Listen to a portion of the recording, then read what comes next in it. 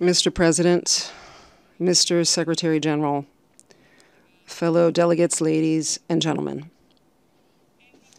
The times we are living are very complex, and the common characteristics of the challenges of these times force us to think about things in a completely different way.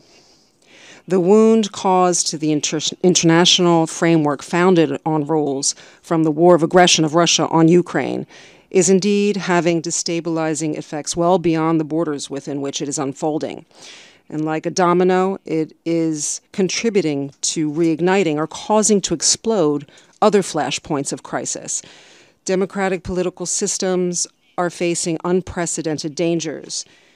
Geoeconomic fragmentation is growing, bearing down consequences we must all deal with, especially the more fragile nations. The path toward a reduction in environmental emissions is at a crossroad in between ideological approaches and scarce solidarity, especially from the major emitters of greenhouse gases. The scarcity of water and energy have an ever deeper impact on development, on food security, and the social stability of entire communities. The instrumental use of religious faith has become a source of tensions, or worse, of persecution. There are hundreds of millions of people throughout the world that suffer due to their profession of faith. And at the top, as victims, there are Christians.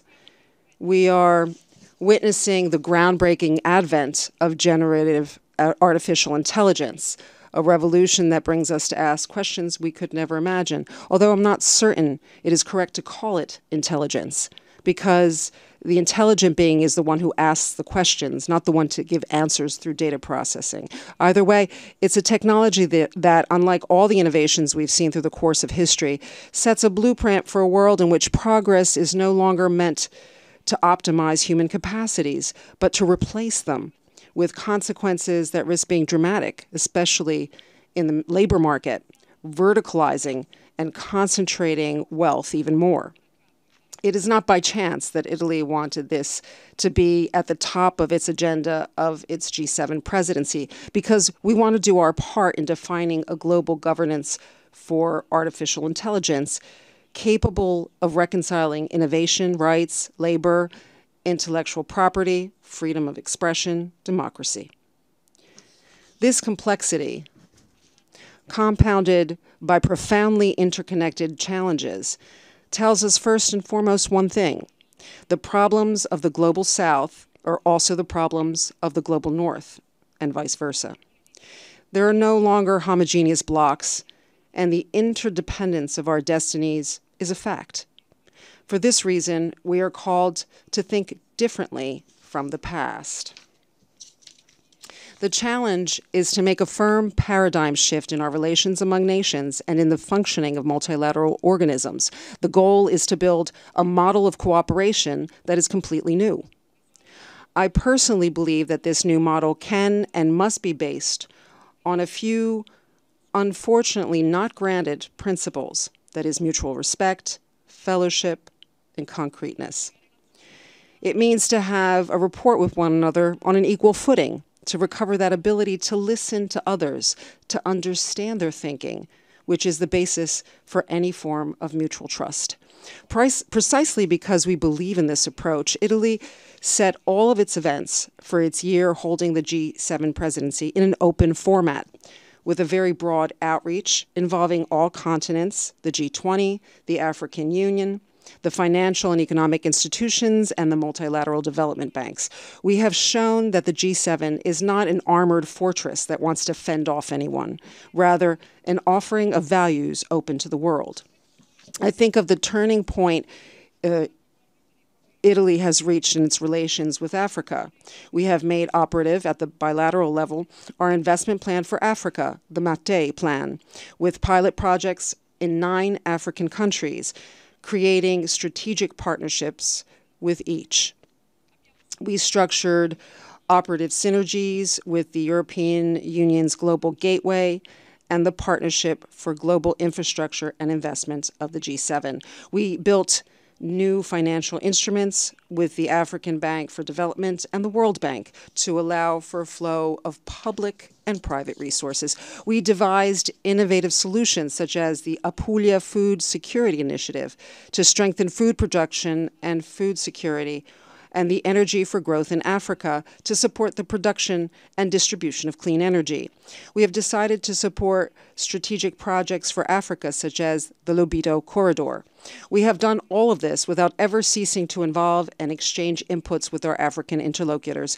We intend not to impose, but to share, and together choose priorities, sectors of intervention, areas of action. Where we could be an added value, we offered our perspective and our cooperation with projects that are already giving results. In Algeria, we will render fertile 36,000 hectares of desert land for crop cultivation and build a local facility for processing and production.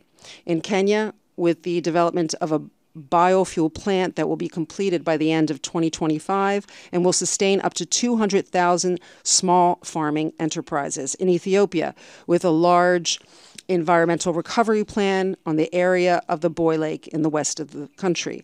Because I want to reiterate this once again, our objective before tens of thousands of people who face desperate journeys to enter Europe illegally is to first guarantee their right to not have to emigrate and to not have to cut their ties with their homeland simply because they have no other choice. It's a desperation on which reckless criminal organizations that are more and more powerful and ramified profit.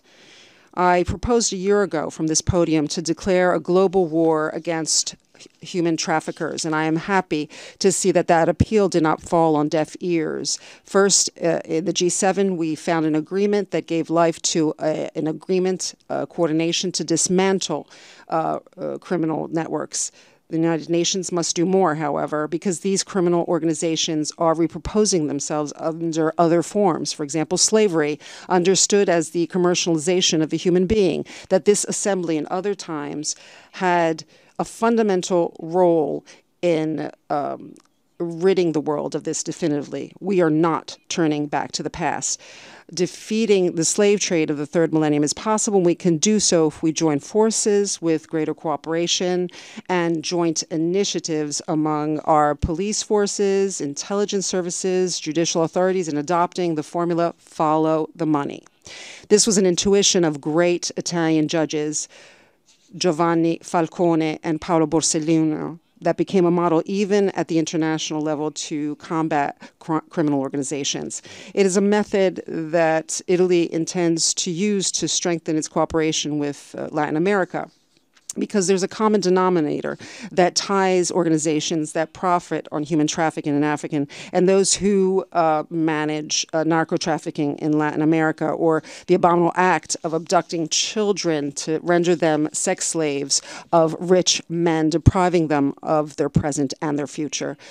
In America Latina, where unfortunately, as it happens in other regions of the world, its legitimate aspirations of freedom and democracy, that of tens of millions of people, continue to be unfulfilled. Thinking in particular of the Venezuelan people, to which we give our full solidarity and support. The international community cannot just stand there and watch, as already after 2 months since the elections on the 28th of July, the election results have not been recognized. And at the same time, there's been a brutal repression, the death of tens of protesters, the arbitrary arrest of thousands of political opponents, the incrimination and banishing of the presidential candidate of the opposition. It is our duty to raise our voices. Dear friends, in 2025, we will be celebrating the 80th anniversary of the Charter of the United Nations, the charter that enshrines the principles and values that at this time have been put into question by none other than a permanent member of the Security Council, but whose defense we will not back down, because these are principles and values that are made for all as a guarantee, especially countries that are less equipped to defend themselves. No one is above the law, but this is needed even more to defend the more vulnerable. And for this reason, We cannot turn our backs in front of the right of Ukraine to defend its borders, its sovereignty, its freedom. As we affirm the right of the State of Israel to defend itself from external attacks like the attack of the 7th of October. At the same time, we ask Israel to respect international law, protecting civilian populations. It too a victim of Hamas and of its destructive choices. And following the same reasoning, we believe obviously in the right of the Palestinian people to their own state. But for this to happen, we need Palestinians to entrust it to a leadership that is inspired by dialogue, by stabilizing the Middle East, and autonomy. The Abraham Accords have shown the possibility of an advantageous coexistence and cooperation on the basis of mutual recognition. If this is the basis on which we all have to work, and it is, today the imperative is to reach without further delay a ceasefire in Gaza and the immediate release of Israeli hostages. We cannot witness any longer tragedies like we've seen in these days in the south and east of Lebanon with the involvement of helpless civilians, many of which children.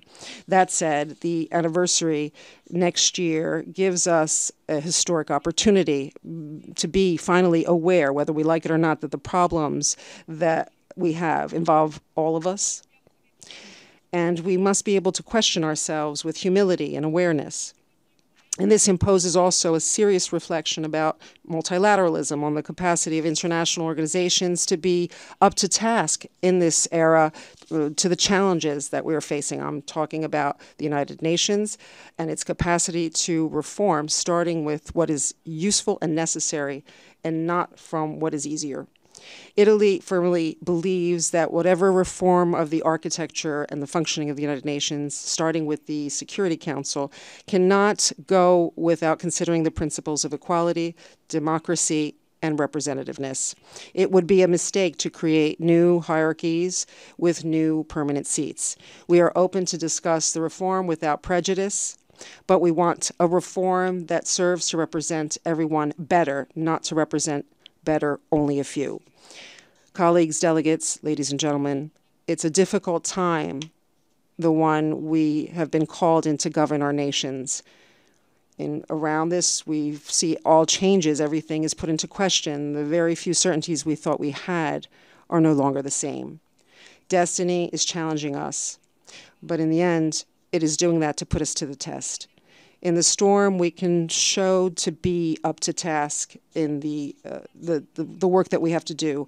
We can show citizens that we govern and show our children. We can show ourselves, probably ourselves even more importantly, as a great Italian patriot, Carlo Pisacane, the protagonist of the Risorgimento, said, compensation, every compensation will be found at the bottom of my conscience.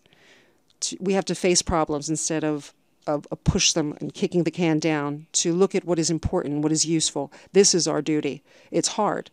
It's a hard task, but it's necessary. And Italy, as always, is ready to do its part. Thank you.